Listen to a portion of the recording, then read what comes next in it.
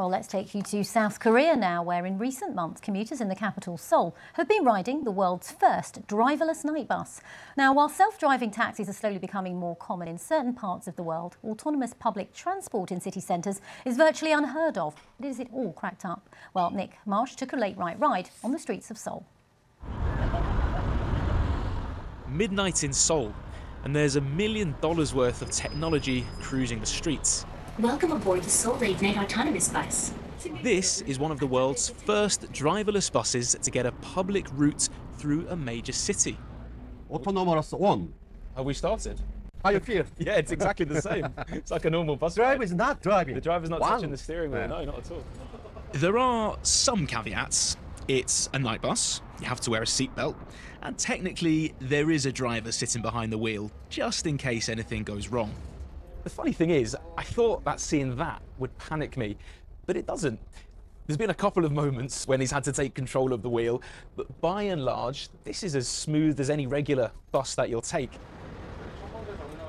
It's only a start, but the bus's creators say that it's the perfect solution to Seoul's transport issues. There are fewer people who want to drive buses, especially at night, so we hope these cars will fill the void.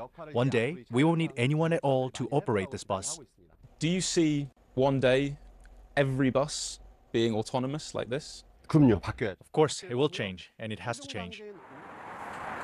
These late-night travellers seem to enjoy themselves.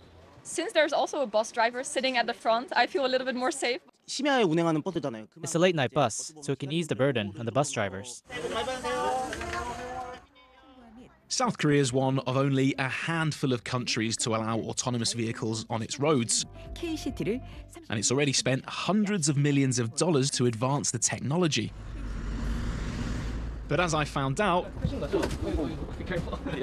it's still a long way from being perfect. The view that autonomous cars are our future is sheer science fiction and nonsense. On the street, we have dogs, children, weather, and technology hasn't yet sorted all of that out. That may never, ever be solved. South Korea is showing that driverless public transport does work, but only in limited circumstances and at considerable cost. If this is an infrastructure that will make cities more efficient, then there's still a long road ahead. Nick Marsh, BBC News, Seoul.